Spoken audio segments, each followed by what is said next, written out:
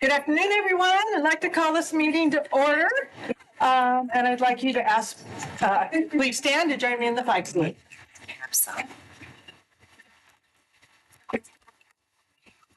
Ready, salute. I pledge allegiance to the flag of the United States of America and to the republic for which it stands, one nation, under God, indivisible, with liberty and justice for all. Thank you so much. Before we go on, I'd just like to ask for a moment of reflection. Last month, we approved a resolution acknowledging today, February 19th, as Day of Remembrance, which is in honor of recognizing the 120,000 plus individuals of Japanese American descent who were incarcerated at the beginning of World War II. Many of them were U.S. citizens. Many of them were immigrants. And I'd just like to acknowledge the day in a moment of silence.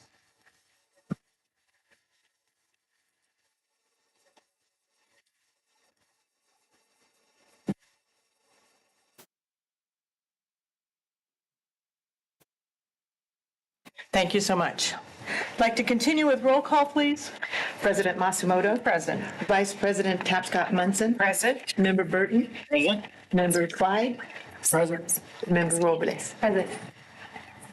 Thank you so much. Okay. Moving on to our inspirational reading. Ms. Brannigan, please.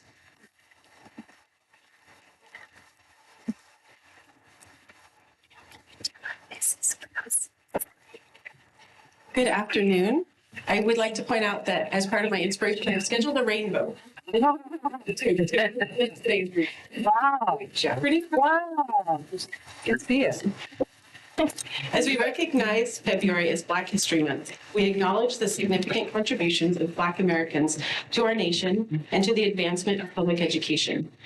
The history of education in this country includes both struggle and progress, and it reminds us that access to learning has always been closely tied to opportunity. The work of educators, students, families, and leaders who pushed for equal access to education continues to shape our schools today.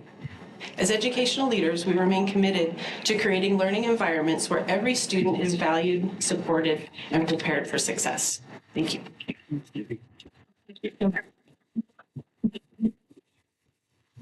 Thank you, Jenny.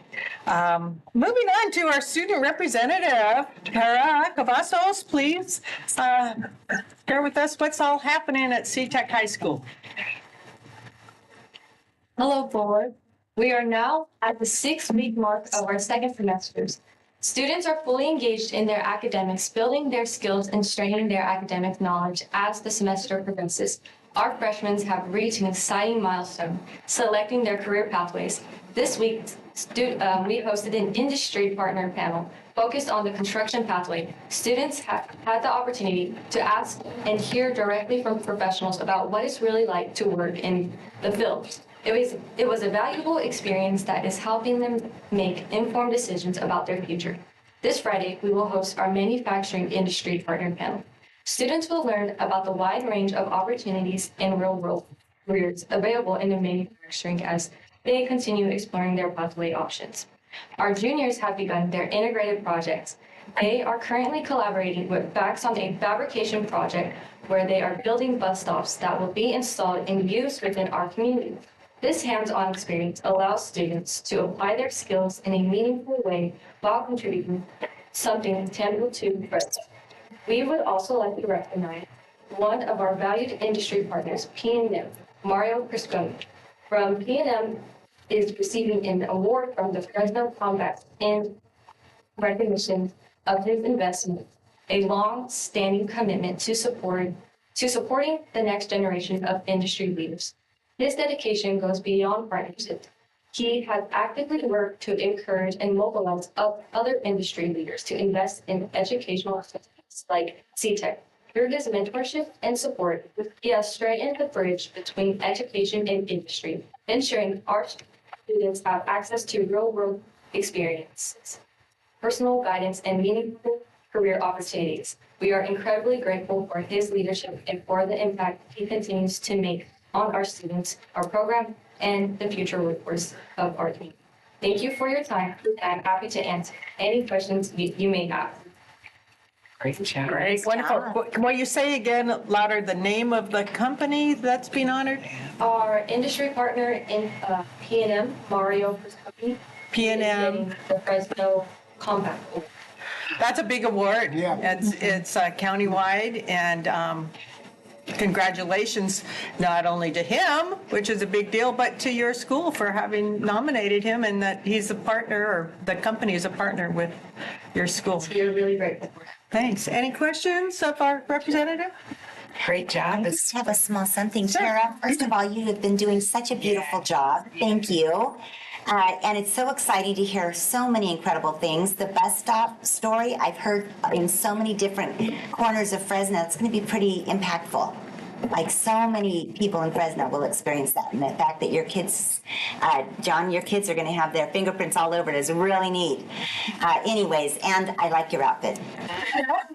It's so professional. And pretty good 2 days ago, and we have, the same style. Anyways, this is something for you to celebrate you for Board Appreciation Week because you're a member ex officio of our group.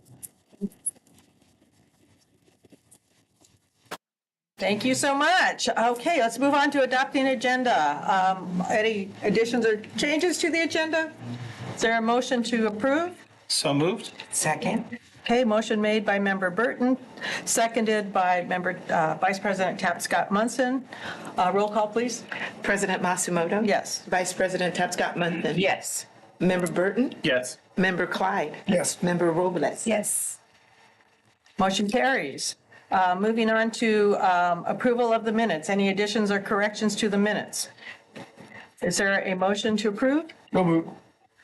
Is there a second? Second. The minutes, thank you. Okay, motion by Member Clyde, second by Vice President Tapscott Munson. Roll call vote, please. President Masumoto? Yes. Vice President Tapscott Munson? Yes. Member Burton? Yes. Member Clyde? Yes. Member Robles? Yes. Motion carries. Moving on to our Employee of the Month recognition. Ms. Bradigan again, please.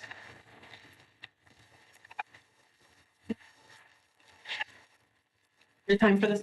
And I know she's very much looking forward to this.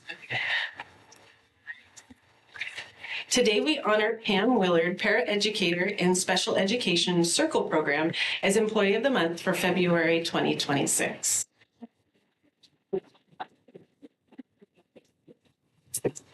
At Roosevelt Elementary School Circle Program, which stands for Comprehensive Instruction Reinforcing Collaborative Learning Environment, and Central Unified School District, Pam supports elementary school students with autism.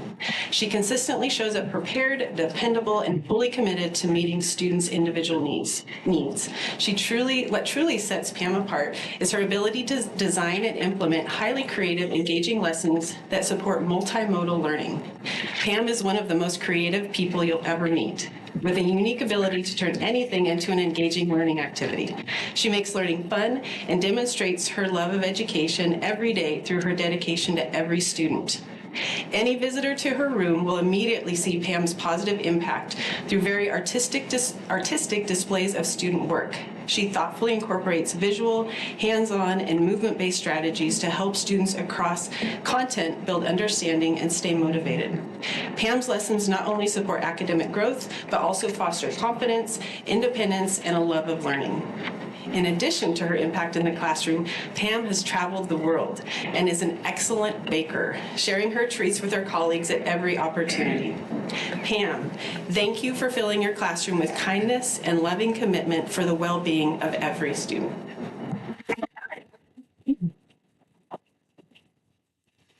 Pam, I get the privilege of being the first to say thank you. and that we congratulate you. And we are so happy to be able to honor you in this small way for the next few minutes.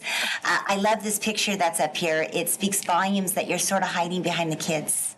It speaks to your humility and that you put our students first, and that's very, very evident. The adults that surround you speak regularly about your selflessness and how much you give of yourself to our students. So on behalf of all of us at Team FCSS, a very, very sincere and profound thank you.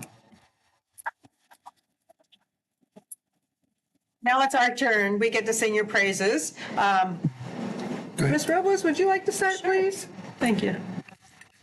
Well, it's very well deserved. I'm a sister of a student with special needs, and I just admire the work that you do, and that I know that, especially when we have students whose maybe abilities aren't always shown physically, or right away, but sometimes it's understanding, the way of learning and being able to, foster an environment that is welcoming, that is nourishing. I know my sister wouldn't be in college right now at Fresno State if it weren't for amazing supportive teachers like yourself that helped her along the way. And not only that, but that also helped the parents who are navigating through learning about their students' challenges and also being supportive to them. So the work that you do is so, so very important, and you are very much appreciated. And so I'm glad that you're being honored today. Thank you. Pam, it's really comforting to hear and see our frontline ground troops talking to these students, and each one of them is a unique case. There's no way you could cookbook those types of students, and so kind of I'm talking to our student of the month too. The interesting thing is that you travel. That gives you a different perspective on things. And there's one thing to learn classroom stuff, and another thing to put in perspective by world vision from other cultures, and that just makes you a more well-rounded person. So a hint of encouragement. But thank you very much for leading the way and being an example.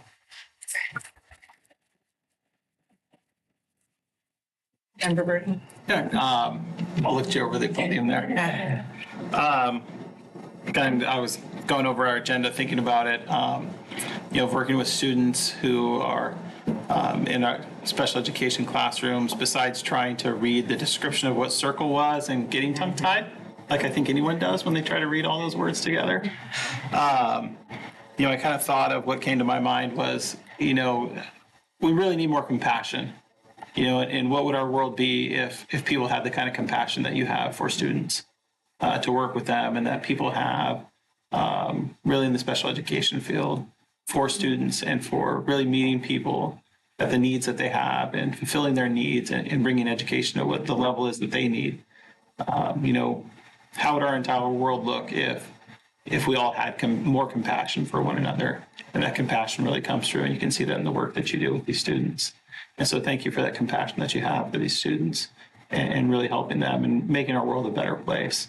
And that's not just demonstrated to those students, but it's demonstrated to the other students who are on that campus, integrating them with these students, I'm sure. And so thank you for that. Well, Ms. Pam, thank you so much for your service to our students. You are our special angel, and the acronym for CIRCLE is perfect, because that's what a circle is. It encamps, it protects, it loves, it nurtures. I come from a very strong special ed background. I taught in special ed. My brother had Asperger's, so we raised him. I tied his shoes. The story is I would get up early and I'd tie his shoes and then push him on out the room. And my parents are like, well, they thought he was doing that. No, it was me. And then I would go back home in the Bay Area, and then when he couldn't do it, they were like, well, what is this? It was me. That's what we do. All the extras. And we thank you for that, for being that special angel that circles all of our students in Fresno County that needs that extra touch, the extra attention, the extra wraparound services, and the extra love. And thank you for your service. I think the students in Central Unified are really lucky to have you on their campus, as are the students in your classroom, because I'm sure your impact goes beyond the walls of your classrooms. Thank you for being a role model. I see people in the room that are nodding their heads, and I know that are in the special ed department, and they wouldn't be here supporting you if they didn't believe that you were the special educator that you are. And we're so I'm so glad to be able to lift you up today as an example, an exemplary employee in our Fresno County Superintendent of Schools. So thank you so much for all that you do. And for those around you that help support you as well. Thank you. Okay, Pam, it's your turn to say a word or two, and when you do, maybe you'd like to introduce your teacher and your family, and then we'll take some photos. I would like to say thank you for the honor. I'm very humble. As far as the Circle program goes, I have a lot of great coworkers. We all work really well together. I love the students. They give me meaning. And if I can make their life a little bit better whenever they grow up, that's what I hope to do. This is Monique Lopez. She's the teacher. And this is my son, Jonathan Pinnick. Beautiful. Wasn't it, team?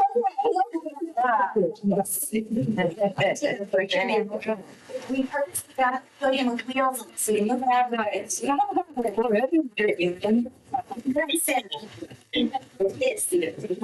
Are you all ready here?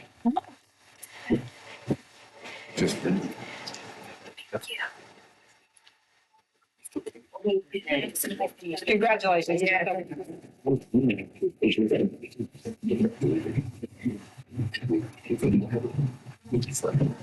Okay, moving on to our next recognition. Ms. Burrell, please. Hello. It is our absolute honor to recognize Adelini Carcano as our February Superintendent Superstar.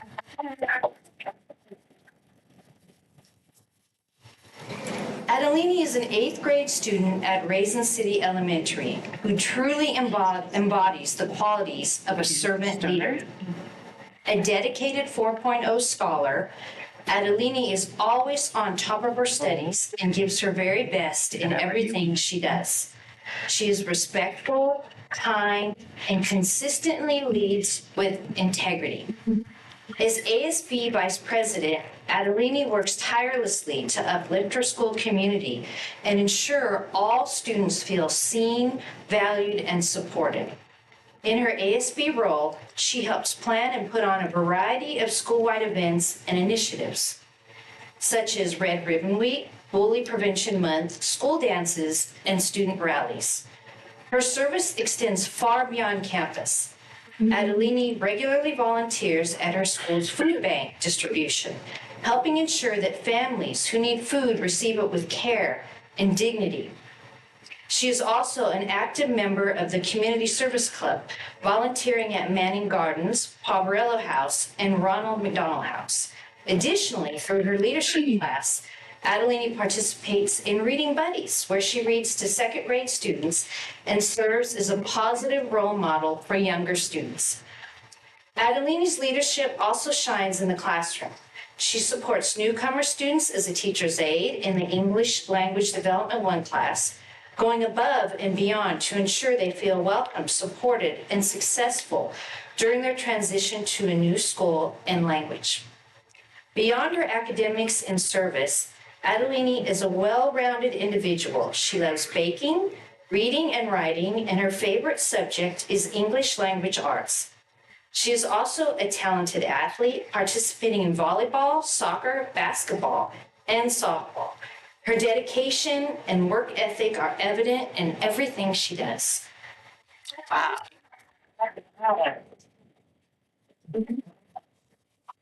Well, We're so excited to be able to recognize you, Adeleni.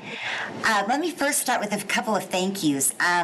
Thank you to Senor and Senora Carcano for raising such a beautiful young person and sharing her with us.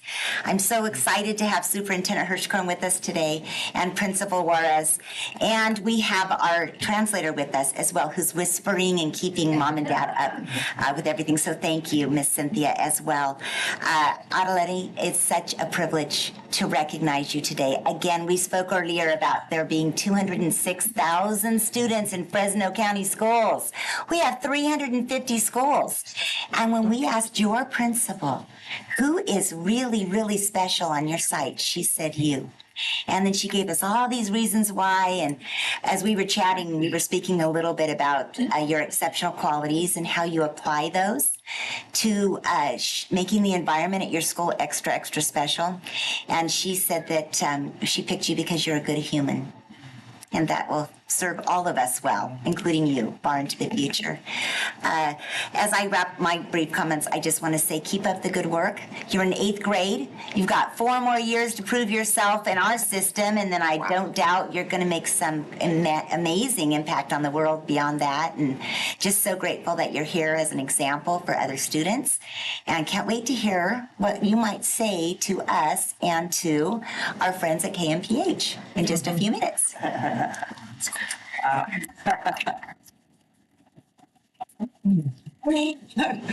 Member Clyde, Yeah, Adeline, first of all, I love that name. That first name, that's great. And what I'm impressed with is that things just don't happen by themselves. It takes someone with fortitude to go make positive change in all the different activities that you've been in, and that's of no. And you're only in 8th grade, and the fact that you like the English language and literature and that kind of thing, start writing.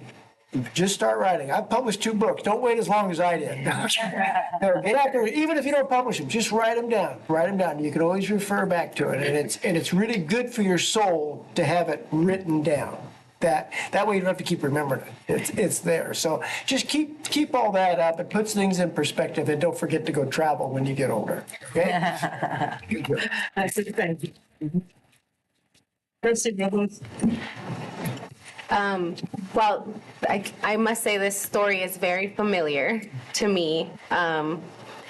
It's, you know, when I do see students that come here and that I'm like, oh my gosh, like I really do see myself and my future daughter, you know, in our students, it's very emotional for me, right? Because I know that it's already difficult for us in our community and the way that, you know, the environment is currently, for us to feel accepted and comfortable and appreciative also of the opportunities that we have in this beautiful country. And I think seeing that you are doing all these amazing things in 8th grade, you know, at that age is just incredible. I know that you're going to have such an amazing future.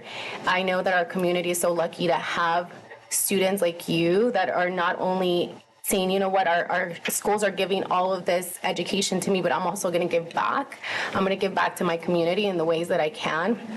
And so I hope you keep doing that. I know one day you're going to do amazing things, but I also know that those qualities are so important to being someone who's gonna one day represent your community. And I hope that, you know, we have people like you sitting up here one day. And I say that every time that I see students because I really want you guys to see yourself in this space. I want you, besides like, you know, physically seeing yourself in someone like me, but in knowing that you're so capable of doing that and the representation that you provide. Mamá, papá, qué buen trabajo han hecho con su hija. Felicidades. Es un honor nosotros también poder felicitarla y que ella esté en este espacio donde todo lo que ella está haciendo para nuestra comunidad está siendo reconocido. Espero que sigan apoyándola y les sigan ayudando para que pues pueda dar más a su comunidad, pero también recibir todo lo bueno que nos brinda este país. Y muy buen trabajo. Felicidades.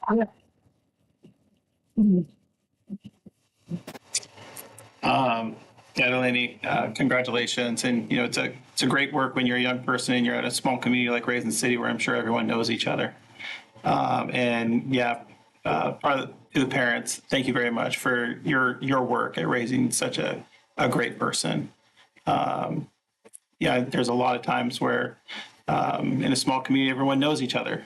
I grew up in a smaller community of Fresno that was far flung in the north side of Fresno, where it seemed like anytime I walked outside, someone called my mom and told her exactly what I did. And I didn't know how my mom knew everything I ever did. And I'm sure Raisin City's like that. I've been done some work out in that area and organizing items there. And I think the school is there a family dance this week? Yeah, I think tomorrow there's a family dance. I'm sure you had a little bit of a role in organizing the family dance this week. And so good luck with family dance, I think tomorrow night. Congratulations on that. And I'm sure you had a great role in that. But thank you for helping the next generation and being the example to the younger students out there. Adelini, what a beautiful young lady you are already. Only 8th grade, and look at all of your accomplishments. You have a servant's heart. You know that, right? Do you know what that is? Okay, a servant's heart is a person that just has so much love in their heart that they just want to give it to everyone. They want to make everything around them so much better. Everything they see, the people around them, their community, everything, their parks, everything that surrounds you're fierce. You're fierce. Everything around you. You want it to be better because it's in your heart, because you love it and you care, and there's nothing you can do about it. It just comes out in this way. As a servant, with a servant's heart, to do good. And that's what you're doing, to pour into others, to give your community advocacy. Community advocacy. You're doing it in 8th grade. To your parents, what a wonderful, beautiful, amazing daughter you have raised. The self-sacrifice that you have given to produce this beautiful young lady before us, we say thank you to you because I know what you have done. I know and I recognize it. And thank you. Thank you. Muy bien. Very nicely done. Kudos to you, parents. And to set the example in the community of being a role model of what others should look at and how they should be. And you're just amazing. 8th grade, what's next? What high school are you going to? What college are you planning on attending? The world is your oyster. You can accomplish anything you want to. You know that, right? Okay, good. Bravo. Continue to do great things. We know you will. If you go away for college, come back and bring your talents back to your community and help build it up. Good job, Derek. There's not too much more to be said, other than we're so proud of you. So proud of you. So grateful to your parents. So grateful to your school and to your district. I represent your area, and I know it's often thought from people outside of the area that, oh no, kids in those small schools, they don't have opportunities. Well, it doesn't sound like it in your case and with your school, that you have taken full advantage of opportunities and more, and that you've created opportunities for your friends, for your families, for your whole community. So I'd like to acknowledge you, your parents, as well as the principal and superintendent of Raisin City, because you collectively are an example to others in the county. And we really appreciate that and admire that for you. So excited to hear about your future. As Vice President Scott Munson said, the world's your oyster. That means you'll become whatever it is you choose to become.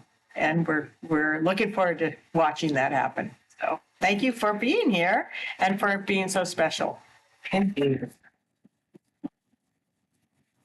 And now we'd like to invite you to say a word or two, and certainly Principal Suarez and Superintendent Hirschkorn, if you'd like to accompany her up there, that'd be really nice. I'll let you three decide who says what first. Like to thank Ms. Juarez for choosing me out of all of the other wonderful kids that are there. And I would like to thank my parents for raising me like this. If not, I wouldn't be here. And I would like to thank everyone else for thanking me for being like this. Awesome. Well, thank you.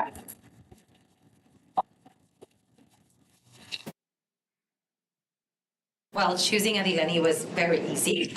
Like I shared earlier, academically, she's very bright. But for me, the biggest thing with her, and I feel like at my site, like I want to make sure that we are raising good humans, and she's the example of that. She is just a good human, has a great heart, and I know we'll be making changes in the next year, so I cannot wait to see what her future holds. Just because of like you shared, she is a servant leader, and she's going to be doing great things in our community, and I know she's going to come back and just bring back everything she learned. So that's why I chose her, because she's a great human, and I feel like the world can use more of that. So congratulations, Adigani. It's an honor for me and Mr. Hirschkorn to be here today and representing the city and representing you. Excellent. And just really quick, I just can't express enough thanks to you for acknowledging a student from Raisin City. Raisin City Elementary School, we believe, is one of the better kept secrets in Fresno County.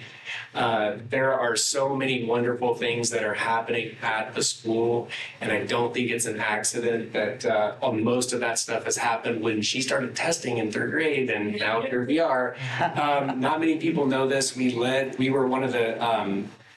had one of the biggest jumps in academic performance 2 years ago at Raisin City in the state of California, and all the predictive data says that we're about to do it again.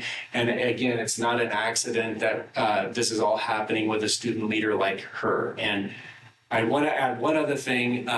We found out in a meeting prior to this today that she is planning on being an attorney. That is what she's planning on doing. And shamelessly, I am going to try and change her mind and get her towards education, like her and her business. Thank you. Thank you.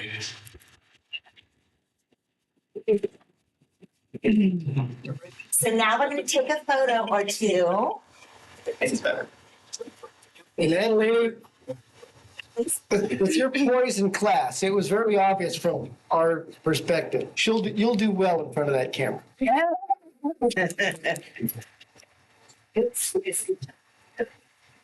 All right.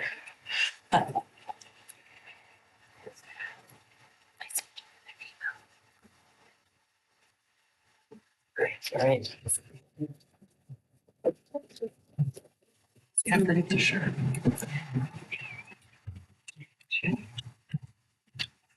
Did you get in touch? Yes. Oh, what wasn't mentioned is that she has a check in hand from one of our community supporters. I'm blanking now. Maddie Matoyan, check for $500. Yes. To use for your purposes. Anyhow, he believes in you. And he's not able to be here today, but I know that he would be so delighted to meet you and see you. So congratulations. Have next thing. We'll now take a 10-minute recess and reconvene at 2:15.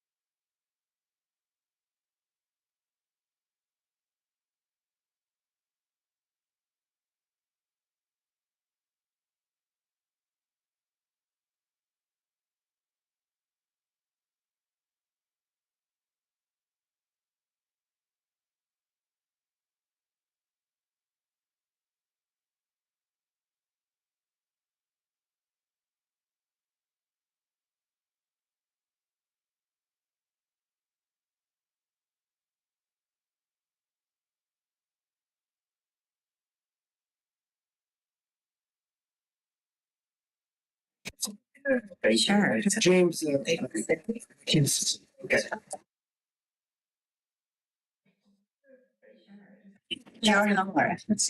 I'll call the meeting back to order again.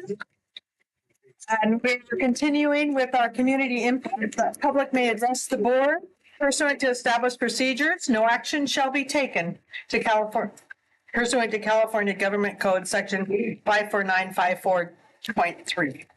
Individual speakers shall be allowed 3 minutes to address the Fresno County Board of Education per Board Bylaw 9323.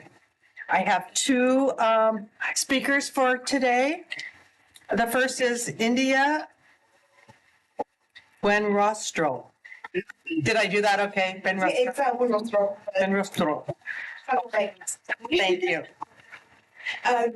Good evening, board. I'm so consultant for the meeting. It's my first time here being in front of the board. I'm here to address you. My name is India. I'm the field representative for Congressman Adam Gray, and our district covers the entire West County of Fresno. So we have all those schools implemented from Fireball all the way down into Huron. And I want to let you guys know that we have our art competition that has opened up. I have some flyers here as well to pass out to the board, to alert school districts, alert teachers, just trying to get some outreach on this. Basically, the art competition, it's an opportunity for California high school students to share their artistic talents across the nation. It is a competition. Last year we had no submissions for Fresno, so I'm really trying to get in, see if we can get every school district on board with this, every teacher, let them know about it. And a student will submit their art piece by April 3rd. We will judge it according to our standards set by the House Institution of Arts, I believe. And the student will then be rewarded 2 tickets on a plane to DC to go see their art be hung up in the Capitol tunnel in DC. So anybody behind me as well, if you want to have any information, I do have some business cards here as well to pass out. That is about the only item. Also, just reach out if you guys need anything from our office. We do another high school challenge. It's for creating an application for us to use in DC. So really interesting one. I don't cover that one. It's too much technology for me, but feel free to reach out. I'll also reach back out as well when that competition opens up again. So thank you. Thank you. If you'd like to leave the materials with our administrative assistant, thank you so much. Thank you. Next, we have Ethan English.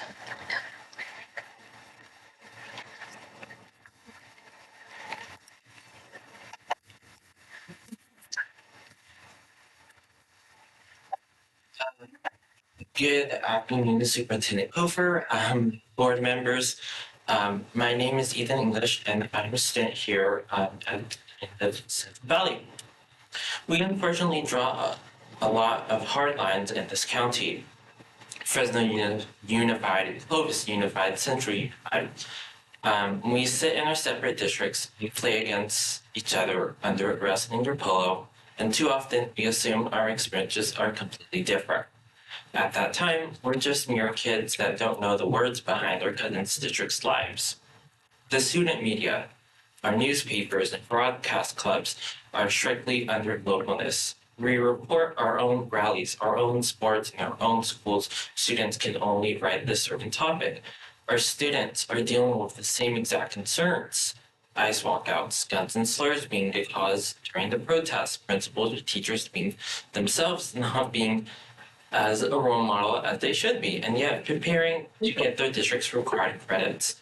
We have high school rivals, but we do not have a voice for students to say, I wrote that story because I made it happen.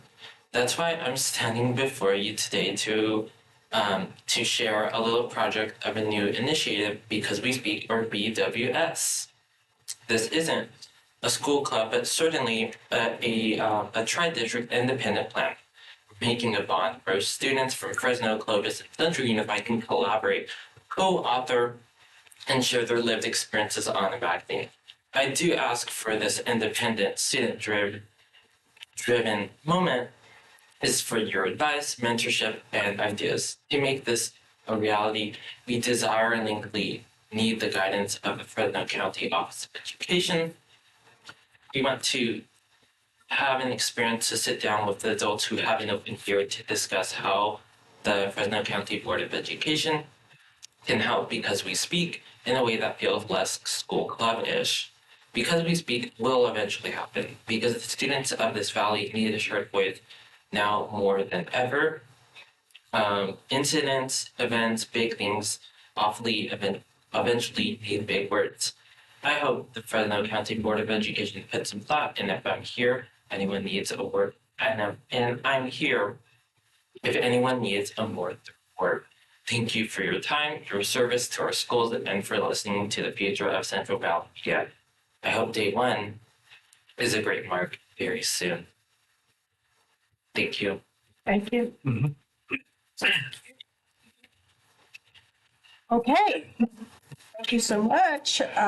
We'll be moving on. Item H is public hearing. There's no public hearing. We'll move on to reports, information, discussion, charter schools. Dr. Hunt.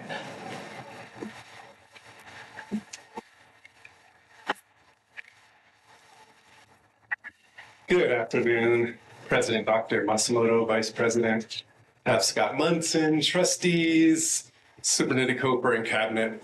Today continues our series of charter school annual updates, where you will hear from a charter school leader, as well as receive a brief report describing charter school enrollment, student outcomes, and fiscal information composed by FCSS team members.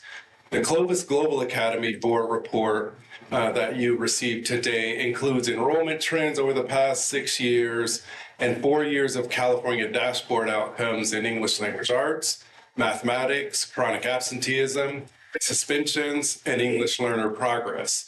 Each dashboard indicator includes a column on the far right that shows the California state average for all students. That was a new add-on in this edition of the board report. And for student groups represented on the Clovis Global Academy dashboard. Highlights from the report include, but may not be limited to, as a startup, Clovis Global Academy continues to meet its enrollment targets, including a significant wait list. Located within the boundaries of Clovis Unified School District, Clovis Global Academy enrolls an English learner population of 24%. The Clovis Unified enrollment consists of 4.7% English learners. Clovis Global Academy serves a student population that consists of 64% socioeconomically disadvantaged. As a student group, the Clovis Unified socioeconomically disadvantaged student group enrollment consists of 47% of total students. So Clovis Global Academy is serving a higher needs student population than the school district surrounding it. Clovis Global Academy ELA outcomes have improved consistently over the past 4 dashboards. Clovis Global Academy math outcomes have improved significantly over the past 4 dashboards. Clovis Global Academy students outperform the state average school-wide and at the student group levels in English language arts. Clovis Global Academy students outperform the state average school-wide and at the student group levels in mathematics. Clovis Global Academy's chronic absenteeism rates for students for school-wide and for student groups have shown improvement, which is a decline over the past 4 years. The English learner progress indicator on page 6 of the report was very high, which is indicated by blue on the dashboard in 2025, a reflection of student progress on the English learner proficiency assessment, the LPAC. 2025 was the first dashboard that Clovis Global received a color for English learner progress because an LEA must have a cohort of 30 eligible students for 2 consecutive years to get a color. Clovis Global Academy maintains a healthy fiscal outlook based on meeting enrollment targets, expanding programs, and a consistent demand from students and families. Areas of improvement that are reflected on that report include, but may not be limited to, chronic absenteeism rates that exceed the state for English learner and Asian student groups. The Clovis Global Academy suspension rates increase for all students and the majority of student groups between the 24 and 25 dashboard. And the Clovis Global Academy suspension rate exceeds the state average for English learner and Hispanic student groups. And just an important note, student groups without dashboard colors represent student groups between 11 and 29 students. This small number can create wide ranges in average outcomes, and thus the state doesn't assign them colors. So if you ever get a report that has a value but not a color associated, that's why the state, because of those small numbers, you get high fluctuations. So the state doesn't assign a color. And with that, we will now hear from Principal Superintendent Harmeet Juneja and the team from the Clovis Global Academy.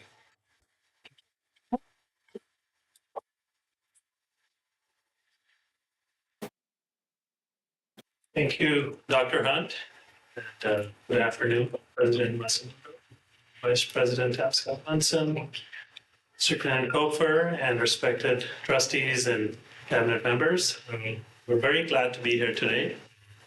Always want, some of you visited the school, which is a joy, and we invite others to come at some point as well. I just want to make sure, which way do I point the clicker? Please.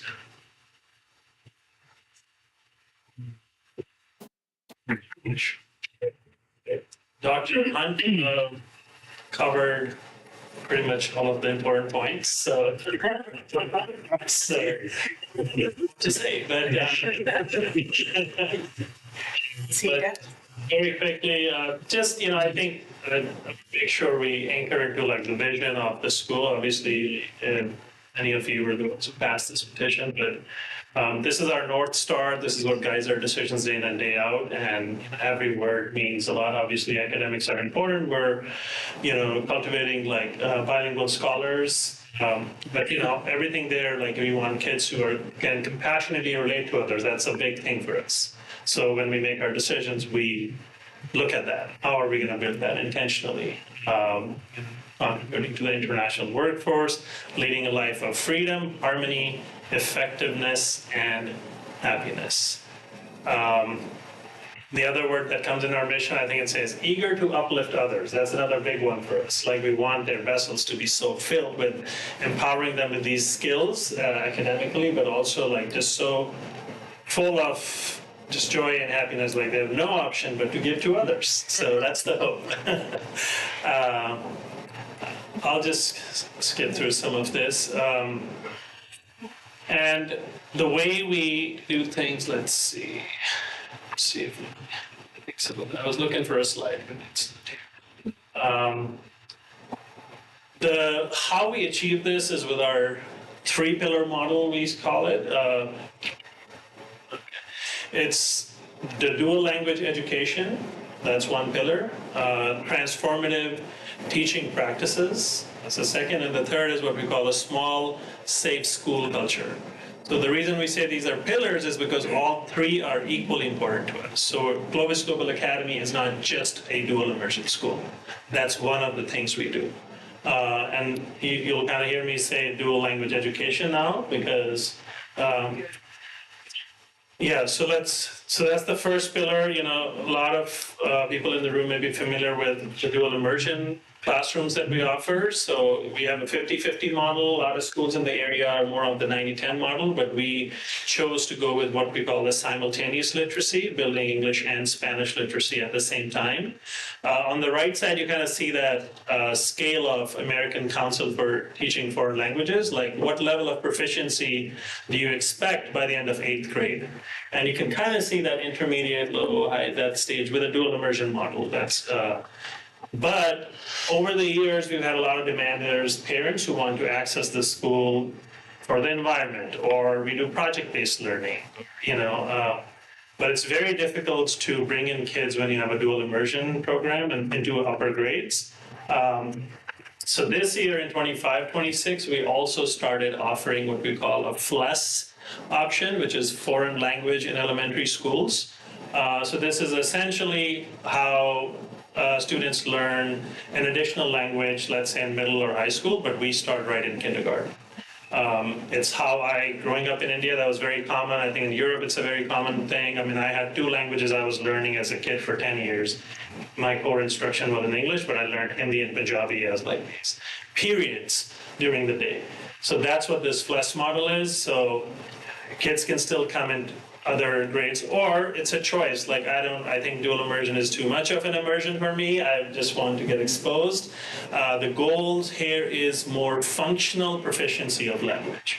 Whereas dual immersion is when you want your kids to stand in front of a board and give a presentation on astronomy, they can do that. But if you want them to travel and work jobs and be proficient, FLES is a pretty good option, especially if it's done for a long period of time.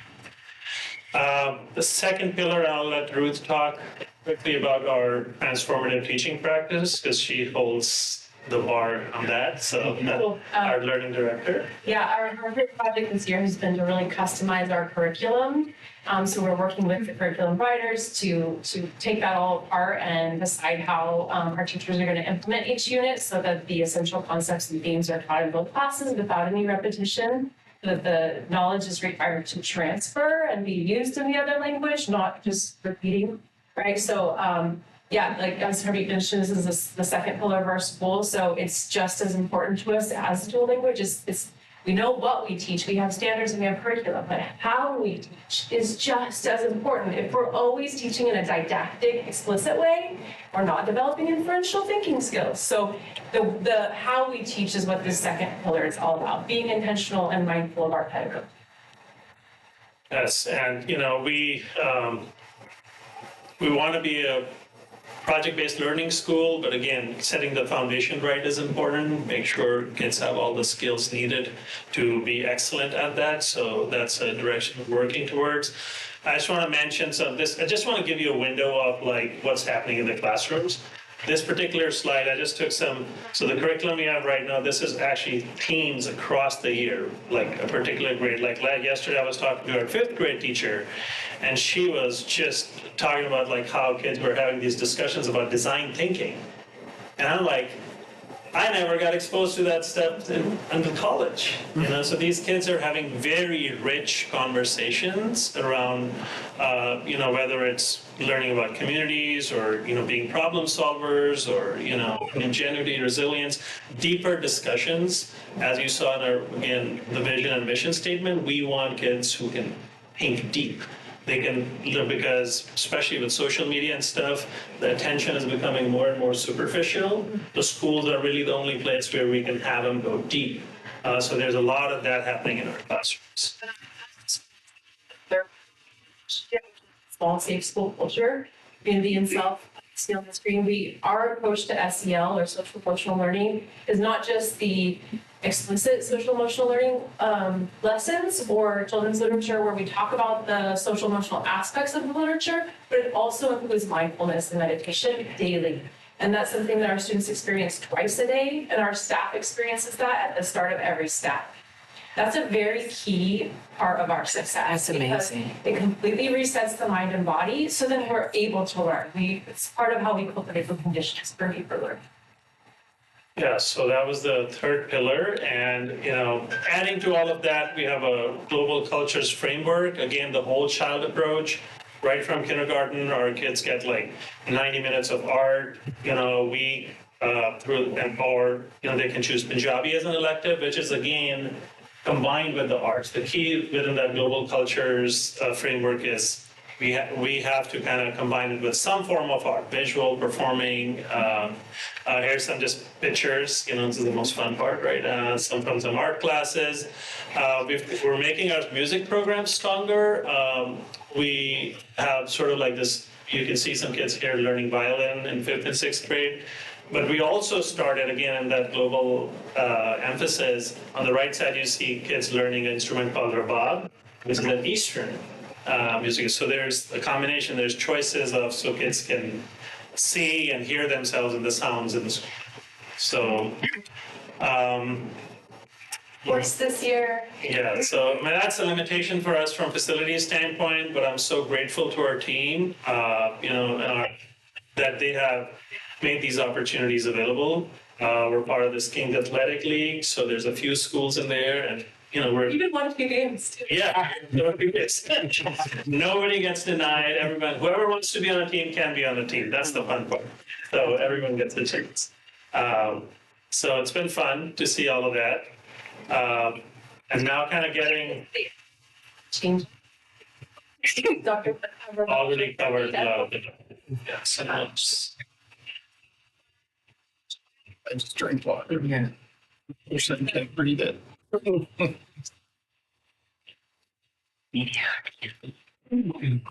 All right.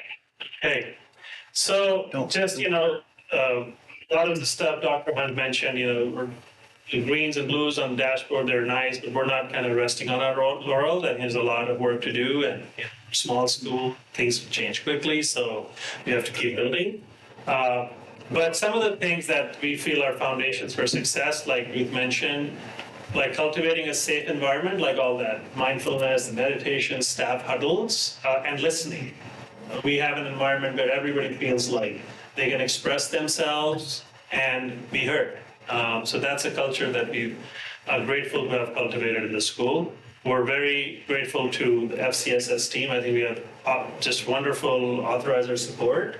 And I deal with that day in and day out with different departments that this wonderful place has. So we can't thank you enough for that. Our community relationships are very important. We have teams within our school that I think those are key systems that we have developed from, like SEL wellness to academic continuum, or other MTSS needs, attendance. I mean, that's where a lot of that work is happening. The thinking is happening and then implementations. Continuous improvement responsive to system needs. And like I mentioned, the program decisions are grounded in a vision and mission. Whether it's the curriculum we adopt, whether it's the math curriculum, a lot of focus on meaning-centered, like meaning making, like students be able to make meaning of their life is very important to us. Adequate staffing, so we have 8 support in classrooms. We have strong ELA, math, and Spanish intervention teams. Ruth and I co-lead, and we're supported by, we added a teacher and special assignment. We have a counselor, student wellness coordinator. These are important roles in our team, operations and data coordinator, and a SPED program specialist. And we have a fantastic special education team that's well staffed. And doing all of that still, financial stewardship, so we don't cut corners on student support, but we're mindful of that we have a big facility to construct at some point, so saving for that as well. This is from the financial, this is from Dr. Hunt's report, kind of showing our fund balance over the years. It's a strong fund balance, but like I said, we have that big expense coming up right there in that picture at some point. So our focus areas over the last couple of years or last year, and then what's really on the radar for us, adding that flex classroom that I talked about, that was the first thing for us this year. Adding a TOSA was key. We plan to add more to make our curriculum and instruction team stronger. Last year, we spent a lot of time on defining how we coach. So we partner with organizations, consultants where needed to really bring that expertise into our school. Adopted meaning-centered math and literacy curriculum. School-wide culture routines, we've been good at that, and now we're continuing to work on rigor and data routines school-wide. So we have common practices. Ongoing curriculum customization project, what Ruth just mentioned, that's a big one. And now we're laying the foundations for assessment framework, which we feel is the next piece for us. And then again, implementing tools for whole child, like all these teams to work together. So, we're not going into Google Drive and looking at information every time, like it's just there, saving time, making all that process very efficient. MTSS, I think we're doing well, but there's a lot of definition that's needed, refining the processes, bringing more clarity. That's an important one for us. And then the facility that I mentioned, and middle school. So 7th grade's coming up next year for us. So already I'm kind of getting a feeling of from 6th grade on what it feels like. So that's another territory. And how to make it responsive to that age group, like making our program very engaging and authentic for those kids. So that's another thing. So these are things on our mind. So I'll just kind of pause there and thank you for your time. Happy to answer any questions. I have a question. Could you give us a little more information in regards to contact number 3? It was student voice and choice. Student voice and choice. Yes. Project based. Just to student, you're giving them some choices. And obviously, usually a structured choice is not free for all, or between this and that.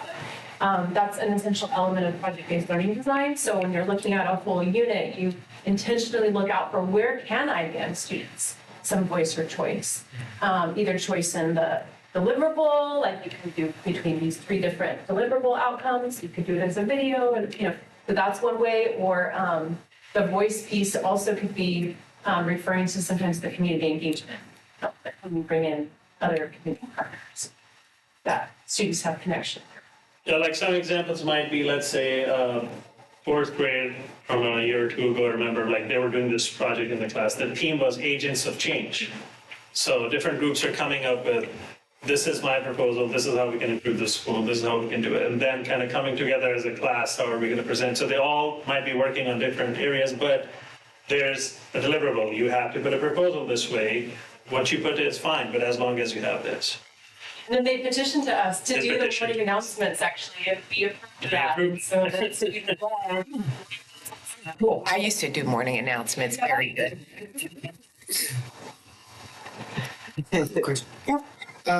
Remember when we first started and with the dual immersion, it was 3rd grade would be a dip because of the 2 languages. Remember we had that conversation, and I said, I don't think so. I think your kids are going to do just fine. And sure enough, they did. They did very well. So I'm anxious to see how 6th grade testings, because you said you would catch up by 6th grade. I think you're going to way out ahead by the 6th grade. So I'm positive for you. And in the last 2 years, your savings in your reserves is like triple X. I mean, you're really jumping up, and it's because these schools aren't cheap. They want to build a high school and expand your program, because then you've got 7th graders coming up, and you're looking for a 9th through 12. It's going to be tight whether you can make that. Harmeet and I and Nathan Matzig met, and their school is right on. It's in the county, but it's right on the edge of the city, and so they share infrastructure with the city, and so that's going to be it's getting to be interesting how you navigate through that. Block of this. Right. Really not a so I would say a speed bump. That's good. And but hopefully you can salvage those 7th graders by the time you get to 9th. But I don't know. That'll be close. And anyway, I'm a fan of theirs, and their school's enclosed. So anyway, so far so good. Thank you. I have 2 questions. Your enrollment has just gone up. I'm curious, are you near or at capacity? You are. We are. Oh, you mean like as a current facility or? Right, current facility, current possibilities. Are you doing a lottery for kids already at this point? Or how are you? We've always had a lottery every school year. Yeah. Okay. So, but where we are every year is a bit of a musical chairs for us, like, them negotiating with our landlord where we are currently, because it's pretty unconventional, like Tron Minnewawa, I don't know if you know where the Bolero Bowling Alley used to be, like right next to that. It used to be Kaplan College at some point. But we've taken the upstairs, we've taken the corner, made it cafeteria, we're getting, whatever is empty is like next on our, so it'll be nice when we're not doing that. When we're not doing that, that's a lot of basketball out back. Well, they're going to grow every year because they add in kindergarten. Right. So they're by math. Right, but I didn't know if at grade level you're at capacity or where you were. Do you offer TK? Yes. You do? Yeah, we have 2 TK classes, 48 students. And is that lottery as well? Lottery. At this point, wow, okay. Mm-hmm. I mean, the lottery deadline is March 1st, by the way. If you know anyone who's now, that good luck. Because March 1st is the deadline, and then the lottery is on the 13th. I think last I checked, I think we already have about 80 applications in TK already. Not into your. Our wait list was over 300. I mean, at some point, check because because people still apply during the year, and it's there. But like I said, it's a difficult. It doesn't carry over. And at some point, people make decisions, and then your dual immersion. Can you really bring some of them in? I mean, there's a lot of factors, but it's nice to know people are interested. That's all I can say. That's great tools at least. Sustainability. That's that. And we had last year, just a fun fact, just families were there. So out of the 48 seats last year, 26 of my TK kids were siblings, and they're exempt from lottery. So it's nice that kids who are already attending school, those families are bringing their kids. That's great. But I think I'm the only board member that was here when they started. And it was, what are you going to? We were here. You guys were? Okay, good. It was like, what are you going to do with all this room at that facility? Remember that? And you're only taking a little bit of it. I thought, oh my God. But it didn't take long to fill it up. Yeah. That's fun.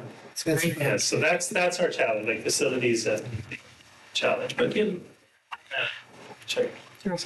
Are there any other questions?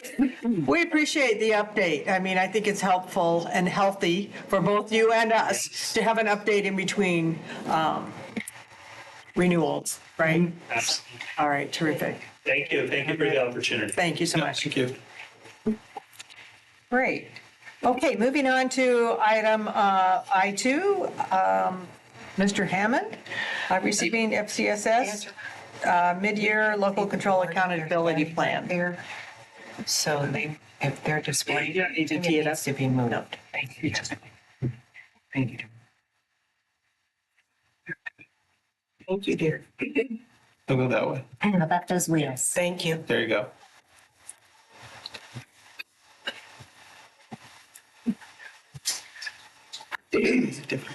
Good afternoon, Board President Dr. Matsumoto, trustees, Superintendent Kofer, and Executive Cabinet. My name is Joe Hammond, Director of Alternative Education. I'm also here with Associate Director of State and Federal Programs, Lori Lloyd. We are here to present a report on the annual update to the Local Control Accountability Plan, the LCAP, and the Local Control Funding Formula, the LCFF, budget overview. You have a copy of our mid-year report, and I have a brief presentation to share with you. Just a couple of slides here. This just is the formal explanation of the LCAP mid-year report coming to the board for review at this time by February 28th. A little bit more explanation here.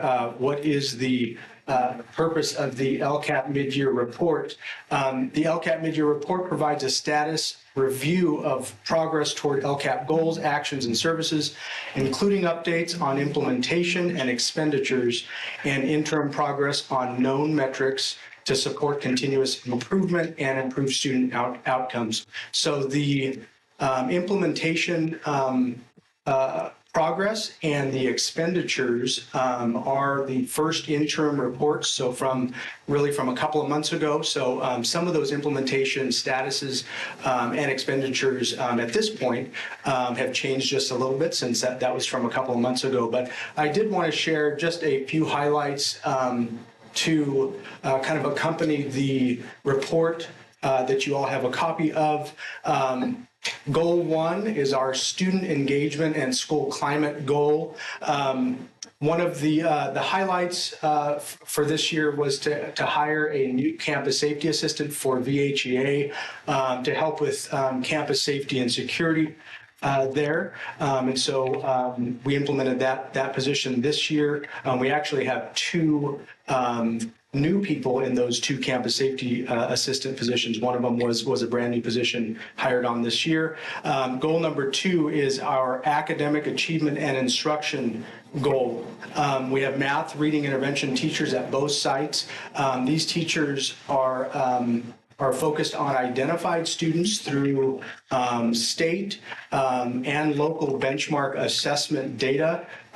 Our students are identified, as you know, especially at our coach school. Many of our students come to us and they're with us for a short amount of time and then they leave. And so our benchmark assessments, local benchmark assessments are in math and ELA happen routinely. And so our list of identified students for math and reading is updated every month or so. And so our intervention teachers have the opportunity to provide instruction for those identified students in math and reading intervention at both sites. 2.3 is tutoring services in math and ELA. That's happening at both sites. It's a contracted service for both sites where we have tutors in the classroom, also working on that identified list of students for intervention. We have English learner and long-term EL interventions and supports. That team is also a part of those supports for our EL population at both sites. We have a full-time teacher librarian, and last year we brought on a library assistant to help out at VHEA. And so our teacher librarian supports both sites, and we have a robust library program at both of our sites as we speak. It's really a highlight for our students at both sites to really gain the services available at both sites. 2.11 is our CTE and welding horticulture forklift certification training at both sites. It's part of that goal and action is is for our CTE teachers at both sites. 215 is summer school being offered at both sites, has been for many years at Worsley at our court school, and we offered summer school at VHA for the first year in several years this last summer, and we're hoping to gain more students at that program at VHA. Goal 3 is our parent and community engagement goal. 3.2 is parent education workshops provided monthly. And these are workshops, we've actually added workshops to the calendar for families at our court school and at VHEA. And they're provided by, we're in collaboration with All for Youth as well as Success Together to provide topics such as, I think our next one is a parent workshop for vaping, and we've had some technology trainings and just some different trainings that our families actually asked for that are provided on a monthly basis, actually twice a month, utilizing that collaboration. And so we have families from both sites that are showing up to those workshops just to really positively engage our families, have good conversations. I was talking to our principal after our last workshop at VHEA, Felix Navarrete, and said he had such good conversation with families that showed up, and they brought their children and even younger children, and there was food there for them, and really just had some good engaging conversations, got a lot of good input about services and supports for students at both of our sites, and so we're seeing those to be very positive outreach for our families. Goals 6 and 7, and we kind of put those together because it's our equity multiplier goals. Goal 6, just to explain, goal 6 is a VHEA goal, and goal 7 is a Worsley goal, but both of them utilize equity multiplier funding specifically for the reds on our dashboard. And so these are positions that were hired on last school year, but we do have a teacher on special assignment that helps organize and implement instruction for math and reading intervention at Worsley. 6.1 and 7.3 is our art instructor, and things are up and rolling as of all of last year. And now our new second-year teacher is definitely doing some really fun, neat things with our students at both of our sites. 7.2 is a behavior intervention specialist hired at Worsley, and so that position started officially today, and that's to help support our suspension rate and behavior overall at Worsley, to be a part of that behavior intervention team. 6.2 and 7.5 is a content specialist, really focused on instruction, supporting both sites, really leading the PLC process, intervention in the classroom, and really kind of that side-by-side with our teachers in the classroom focused on instruction. 6.3 and 7.6 is a guidance learning specialist, and it also supports behavior intervention. But I wanted to really just highlight, really just highlight some of the work that our guidance learning specialist is working on. And one of the focuses is transition. And we've talked about this, I think, over several years, and what support education system that we have at Worsley, especially since we have many collaboratives and many groups of people working with our students there, not just our FCSS staff, but the support of transition from the facility the next day, basically. And where do our students end up? We one of our reds is our graduation rate, as it has been for several years now at Worsley. And we said, there's many things that we can do while they're with us, and we are, but what about after they leave us, and how do we have that soft handoff to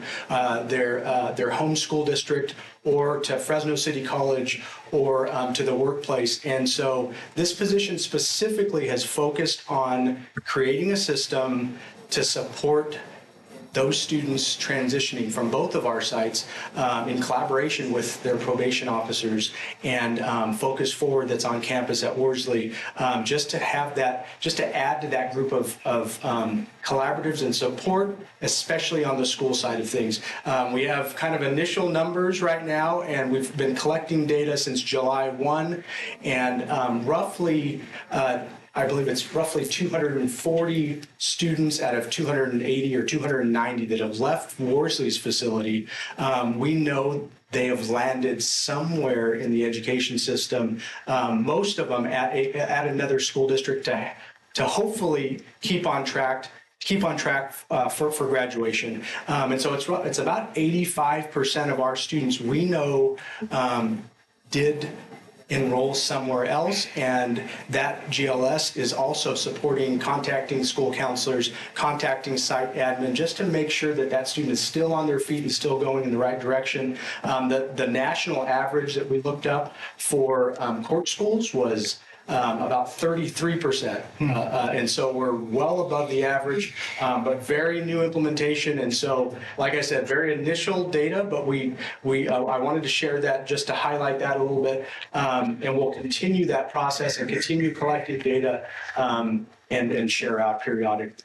So, question? Well, before we leave that, do you have any data on how many went from Worsley to Vi-Hines versus to their home? Not specifically, but I can. I think that'd be interesting. Yeah, we do share. Yeah, because sometimes they go back to their home school and get in with their same group. Right. And we have a great alternative with Hines. Yeah, we do. I know of even a couple right now that went from one to the other, or back and forth really a couple of times. And so, but we definitely could look at that. That'd be interesting. Yeah.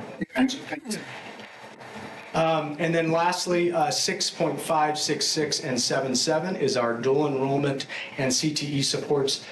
Specifically, that funding was utilized we're very close any week now on getting, we're looking at safety and security for our welding program out at BHEA, just tweaking a few things as far as securing tools and machinery, and making sure that the facility is going to be safe for our students to be working out there.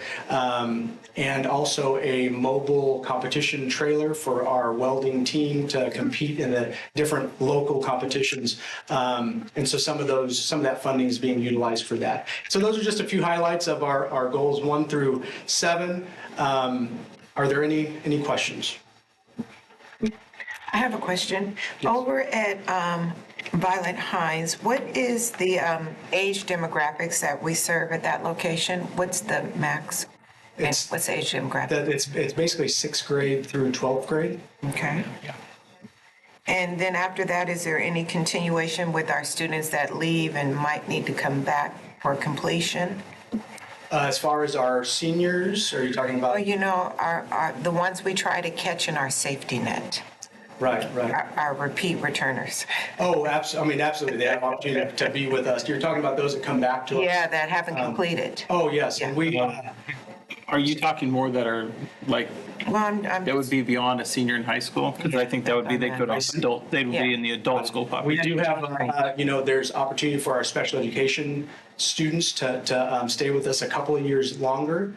We don't have a large population at VHA, but as of right now, we don't have an adult program that supports our VHA students. I don't know if I'm answering your question or not, but. You're getting there. Okay. Thank you. I do have a question. It sounds like you've made a lot of really big and valuable improvements in the last year. I'm like, whoa, you're doing this, you're doing this, you're doing this. So financially, how are we projecting for the end of the year and for next year at this point in time? I mean, with added services, I mean, maybe you've shifted folks, but. We're, as far as the expenditures go, I think we're on track. And we've got some actually a couple of meetings coming up in the next month or so with our finance team, but I think we're on track to utilize the funding that's available there. We are looking forward a couple of years, I think, in some of the budgets that are available to us now to do some pre-planning just in case. But as of right now, I feel like we're in pretty good shape. If anyone else would like to add to that. So I just want to follow that with, as needs rise, if you'll communicate with us, especially if there are things that we can advocate for through our legislative process and otherwise, please let us know so that we can do that work on your behalf. And we're in pretty good communication with our finance team as to what, even looking at some of our federal funds, what is going to be available and what's not in the next several years. And so that planning process has started, but definitely we'll keep everyone. I think Marcy's talking more of to where, we're looking at as organizationally the funding of court and community schools of, we're of course interested in changing the funding formulary to move away from ADA for court and community schools because it doesn't necessarily work that well for court and community schools like it does for the traditional LEA. And so a lot of county offices of education are looking at, does the ADA funding formulary actually work for court and community schools? And so our organizations are looking at how do we sponsor bills and how do we come to agreement with the state Department of Education, the governor's office, and legislation on how to push through an alternate funding model for court and community schools. I think that's what we're. Yeah, that's the core. That's the core in terms of that's the core of what we're saying. Like, so if you see that, absolutely, and you have ideas on that, that's the item to bring to us, and that's what we're looking at right now is we don't see traditional ADA funding for court and community schools as making a lot of sense anymore. We do have a small, go ahead. I would just say, and if there are needs that might not fall under public purview, still communication with us because many of us have contacts with businesses or philanthropic organizations that we can help in cooperation and coordination with the superintendent, of course. Yeah, because you house our students. You're the two. I'm sorry. No. I would just say that the court community schools, they're funded at a higher rate than normal LCFF funding, and it was about 2 years ago that the California County Superintendent Association advocated for increased funding for court community schools. Where we fall short is over at Violet Heights because those are funded at the regular school district funding levels. So. And that's a high cost environment as well. So that's where we're a little short, but we've committed those dollars because it's good for kids. But the core community schools, all what he's spoken about is in the LCAP, and there's funding to back that already. So from the LCAP, from the LCFF to the LCAP. So all that supplemental concentration dollars, And now you have to include all your title funds, you have to include all the funding for that program out there. So there was a big push a couple years ago where we got some add-on money, which was very beneficial to our program. So Well, and I think it was some advocacy that got to that point 100%. as well. So anyhow, There's a new I know push again. there's teamwork push going on again. here. I just wanted to bring that to the surface. Do you think that it would take legislatively change, or would it have to, be done through administrative? The changes on how you fund the court? I think there's legislative push now. Do you think that the direction it has to There's, go? they'll be talking about it this weekend and that stuff. Well, that's what many counties are talking about, whether that's what our county wants to do. We are in communication and collaboration. And we haven't forgotten about your covering off of your cafeteria side. Yeah. I don't know if that's been cost analysis yet by Mr. Becker, but I don't think you've been directed to look into that yet, but it's on the table. All right. And if I may, when we're considering staff and the sustainability for students, we do share staff within VHEA and JJC, for instance, the art and music teacher and so forth. So we continue to be fiscally proactive when we do add staff. Smart. Joe, thank you so much. Your passion for the work you're doing and the successes are very evident in your report. So thank you so much. And please share our appreciation with your staff. You're doing an excellent job. Thank you. Thank you, Mr. Hammond. Okay, moving on to legal services. Mr. Parkin, receive the first reading of amended superintendent and board policies. Yes, before the board are amended superintendent and board policies that have reflect recent changes in the law. Since the last time you saw proposed changed board policies, which was back in November. So these proposed changes reflect the changes in the law that have happened between November and now. For first reading, and they'll be back the board again next month for adoption. So I'm happy to answer any questions that you might have right now, or you can reach out to me. I was under the impression that we had to pass them this month, Not this. not this group. There's a board, an action item on some that we have to pass this month. Okay. Coming up. Separate item. Yes, separate item. Would you be able, Jason, to give like an overview of what like some of those changes are? Like maybe just your 135 top ones or? pages. I mean, the red lines are there for you to look at. I would say one of the big ones was that there's a recent Supreme Court case relating to giving notice to parents, relating to opting out of certain types of instruction. So that's been incorporated into these policies. And the reason I ask, obviously, publicly, because it's, if there's parents who can't or don't want to go through a whole thing and review, what would be some of those things that maybe parents or teachers or staff would want to know? Were there others that you thought were? I mean, that's one of the main changes. I'm happy to answer any other questions that you might have. Do you have any other specific questions that you want to ask me about?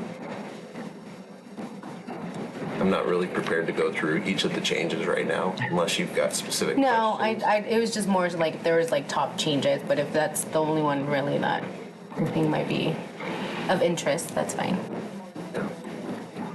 Yeah, there's a huge list of different policies. I didn't count how many, but it looks like, what, 12, 135 pages of policy changes, but 1, 2, 3. And again, this is the first read, so. 16 different policies. If you have specific questions, you can certainly reach out to me and we can even bring them up. Whatever specific questions you have, we can bring up again next meeting before we adopt that. So. But we didn't, a long time ago, we didn't even do the red line. We started doing that. Boy, that helped. Yeah. And, See the difference. So this is bringing these policies to our attention. I don't know what. They need to be approved next meeting. So if you have issues or questions, please contact Mr. Parkin. before the next meeting, so Well, that, and any time in the next 30 days. Right. If you might have a particular interest, we're happy to spend time on your behalf to help you understand it. okay, there's no action on that. Is that any further question? Awesome. Okay, moving on to business services. Mr. Otto, receive the 25-26 second interim report. Yes, good afternoon, President Matsumoto and fellow board members. I'm here to report on the proposed second interim budget for fiscal year 2025-2026, and you have a PowerPoint presentation on your screen, or you can look up here to follow along with me. The first slide shows the general fund ending balance history. It goes back 4 years, and you can see our second interim ending fund balance dips down. That's due to us allowing majority of the departments to budget their full carryover for the year.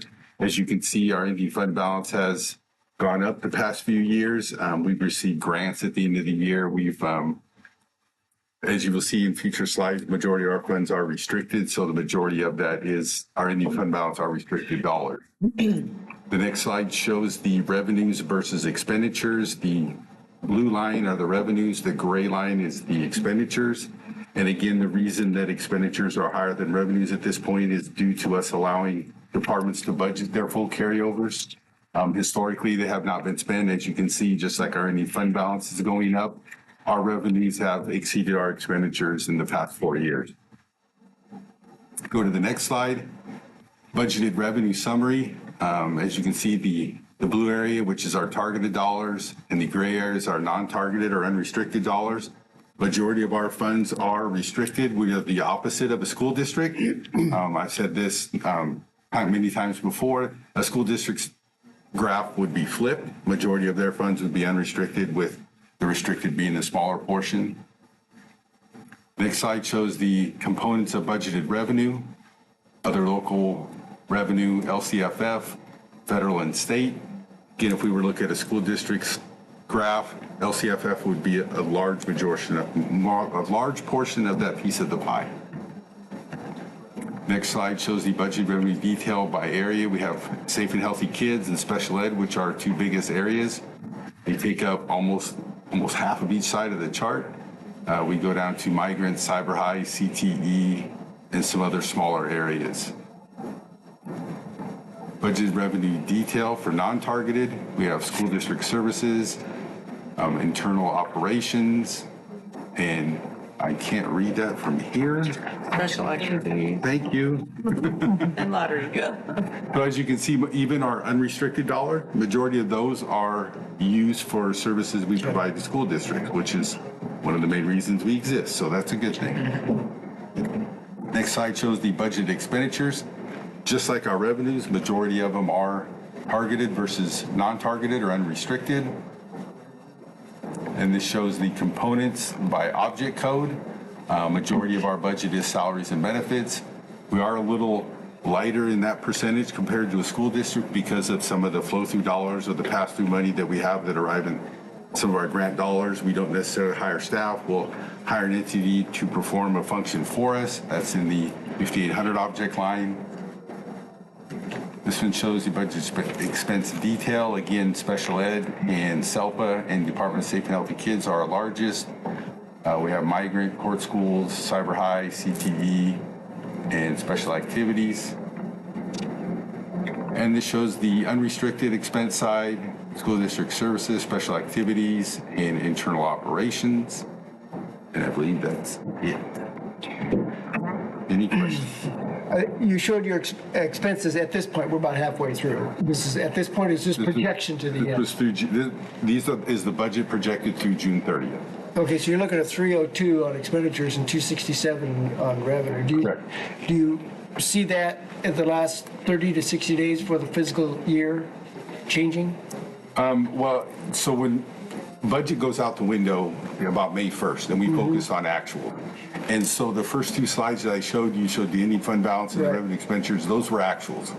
So again, we allow departments to budget their full carryover is why the expenditures That's why the expenditures is higher than the revenue as far as the budget goes. But again, come May 1st, 32, budget is out the window and we focus on the actuals. I'm just wondering, of course, it won't happen until the next fiscal year as far as the hold off, carry over, that kind of thing. Not us. The known is, state. the known, yes. Seems to me that percentage of restricted and unrestricted keeps going, the targeted, the restricted keeps going up each year. I think when I started, it was about 75-25. Now it's 81-19. You're probably right. It seems to steadily going up like 1%, 1.5% every year. But, it could change depending on the grants we have coming in. If we have a year where there's not a lot of state dollars or federal dollars, and we may not get as many grant opportunities as we've received in the past. So it's a good thing, though. We apply for a lot of grants in this office, and we get a majority of them, so. But you're right, that could drift back the other way. Right. Sure. Okay, any other questions? This is a information item. Okay, moving on to the quarterly fixed asset report, Mr. Otto? This is me again. I'm here to give you the report on the quarterly report on the fixed asset. This is something that we started doing probably a year and a half ago, maybe almost 2 years ago. If you look at the attached list, these are the assets that were retired from, I believe, October 1st through December of 2025. It's getting smaller, so that's good. Still a lot of computers, laptops, with our 11-year-old Prius leading the list there on the top. Got rid of, and we bought a new Honda Pilot hybrid. And so people are very excited about that hybrid. It's very rarely in the parking garage. People check it out on a daily basis. And that's for staff to go from site to site. Site to site, or to Sacramento, or to a conference. It's available for them to utilize if they don't want to rent a car or use their own personal vehicle. And we still have one more Prius, but again, we're thinking we're going to have to get rid of that one and maybe get another Pilot to match them. So, but 11 years is pretty good service for a Prius. I'm biased. It's only 2/3 of one I've had page. several Priuses. It used to be 4 pages. It was many pages when we first started this report. Great. Any other questions? Okay, moving on to action items. First item is charter schools. Item J1 is to consider approval or denial of Kepler Neighborhood School Charter Renewal Petition and recommended resolution. That's item J1 is to consider the approval, or I just mentioned that, approval or denial of the Kepler Neighborhood School, Kepler Renewal Charter Petition and an applicable recommended resolution. Based on Education Code, the board must either approve or deny the Kepler Renewal Charter Petition at this meeting. First, Dr. Hunt will provide information to the board relating to the Charter Committee's report, including its findings and recommendation regarding Kepler's renewal charter petition. Then Kepler will have equivalent time to respond to the Charter Committee's recommendations and findings. And Dr. Lira, will you be keeping track of time? I sure will. Please. So, Dr. Hunt? Well, thank you and good afternoon. Again, item J1 is to consider the approval or denial of the Kepler Neighborhood Charter Renewal Petition. You all received the committee report, which was published online February 4th. The Charter Committee the FCSS Charter Committee performed a thorough and objective review of the petition and supporting documents, including verifiable outcome data submitted by the charter and publicly available data utilizing California Department of Education's Data Quest, the California Dashboard, the Kepler LCAP, among other things. Additionally, members of the Charter Committee attended the Kepler public hearing here on January 15th to hear from Kepler staff, parents, and students. The committee conducted a charter renewal site visit on January 14th, the day before the public hearing, where team members met with Kepler leadership, students, parents, and team members. And Kepler is truly an academic turnaround story from 2021, where this board renewed them as a low-tier performing tier charter. They are currently coming up for renewal as a middle performing tier charter, having made significant gains, as you will have seen in some of the graphs and charts on the in your committee report. Based on the review of the charter petition, interviews, analysis of student data, the FCSS committee unanimously agreed to the recommendation outlined in section 5 of your committee report. It reads, the charter committee has determined that the renewal petition meets the education code requirements for charter renewal and recommends that the Fresno County Board of Education approve Kepler Neighborhood Charter's petition for 5 years. Are there any questions for me before we hear from Any questions from Kepler leadership? Dr. Hunt, from the committee? It looked to me like it was a pretty thorough report, and I think it's self-explanatory. Thank you. Thank you, Dr. Hunt. Good job, Dr. Kepler, would you like to present, please?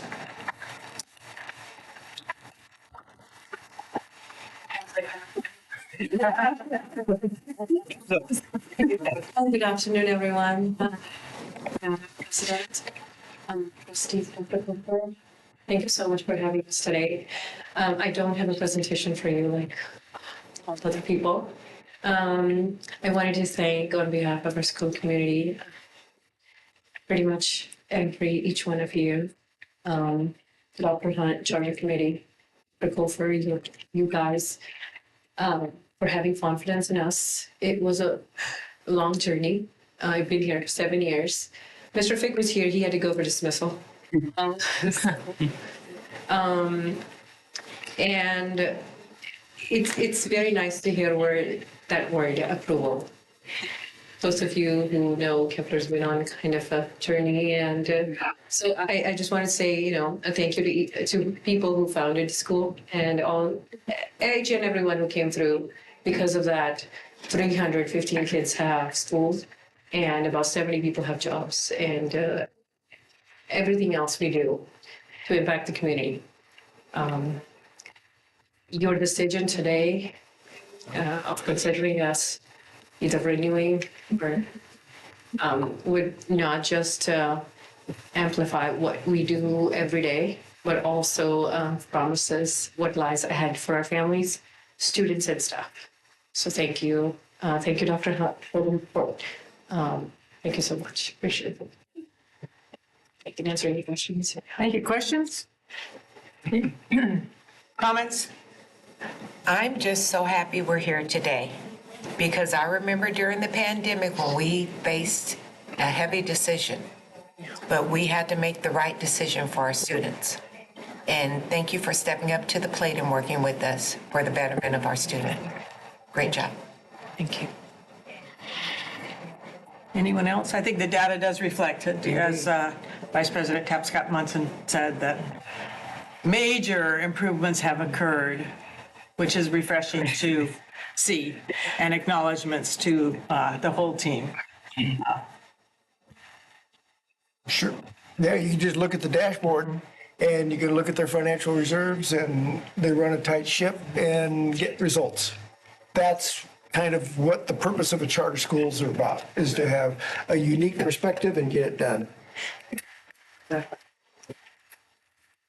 Okay. Staff has prepared resolution 2026-03 to approve the Kepler renewal charter petition for a term of 5 years. Is there a motion to adopt the second resolution approving the charter petition? Motion by Member Clyde, and second by Member Tapscott-Munson. Thank you. Roll call vote, please. President Matsumoto? Yes. Vice President Tapscott-Munson? Yes. Member Burton? Yes. Member Clyde? Yes. Member Lopez? Yes. Congratulations. Congratulations.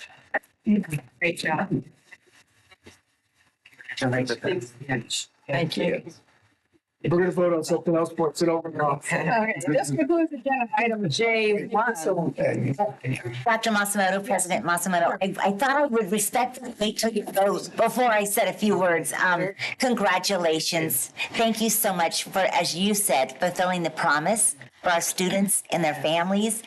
And it's interesting, all those numbers don't equate to the spirit and the culture and the work that those 70 folks are putting into, and it's been such a partnership of love and labor, because our staff has been deeply invested in you, and you've met that moment and that challenge with so much expertise, but so much love for our students, your students. And so this is a very special moment. I feel a little emotional. I think you might too. And it's just a really wonderful opportunity to pause and just say, wow, our kids deserve that. And you've delivered on it. And so thank you. Job well done. Yes, absolutely. And I see that Jorge Franco's with us as well from the California County Charter Schools Association, tracking the success of our schools as well. So thank you to your team.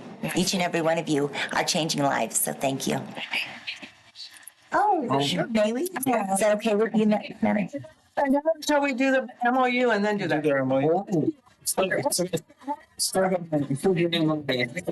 We'll do that. What do you think? That's why you're the president. Not time to celebrate again. That's what you're doing. Dr. And I approve of the MOU, Charter School Authorization with Kepler Neighborhood School. Yes. Okay, so based on the approval of the Kepler Neighborhood Charter petition, item J2 is to consider approval of the MOU governing the charter school and authorizing practices between the Fresno County Board of Education and Kepler Neighborhood Charter. The Kepler Neighborhood Charter petition was just approved for a 5-year term for July 1st, 2026 to June 30th, 2031, and thus the MOU would be a 5-year agreement. Any discussion? Is there a motion to approve the MOU? Second. A motion by member Burton and second by member Tapscott-Munson. Roll call, please. President Matsumoto. Yes. Vice President Tapscott-Munson. Yes. Member Burton. Yes. Member Clyde. Yes. Member Robles. Yes. Now we can spike. Now we can celebrate.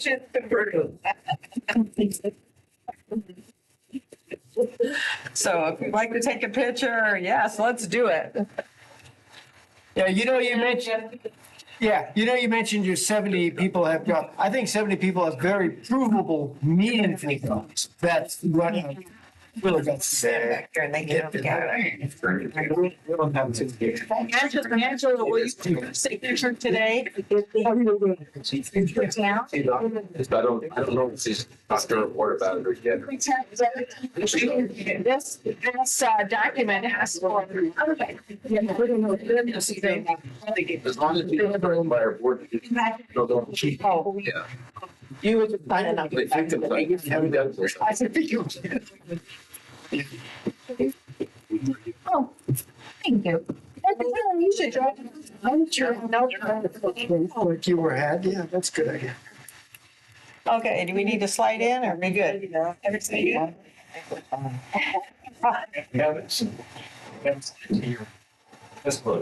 Don't believe what.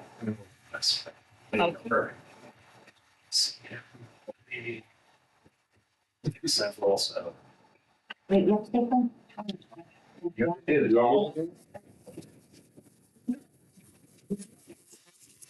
Just down on the chair. You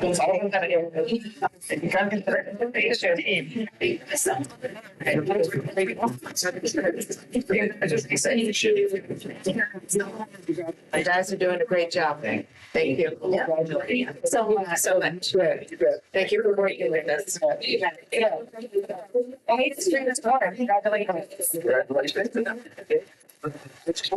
are charter family. Congratulations. They're crazy, didn't it? Yeah, it's good. Especially. Well, I think this board. Thank you, Jack. It's charter.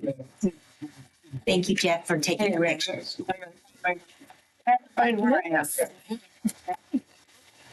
Okay. Well, Jeff, you clear the room. We're still here. Facilities and operations, Mr. Becker, consider approval to award construction services agreement for a special ed classroom at Carruthers Elementary. Yeah, thank you very much, President Masamoto, Vice President Tapscott, and Superintendent Coper.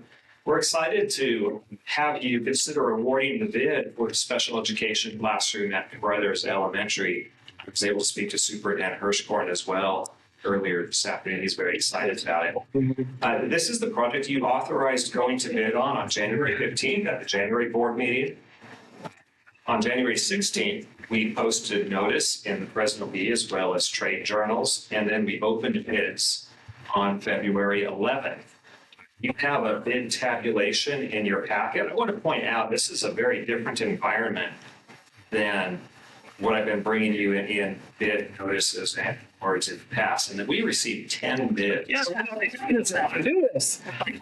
Yeah, it's refreshing to see. We have very good coverage.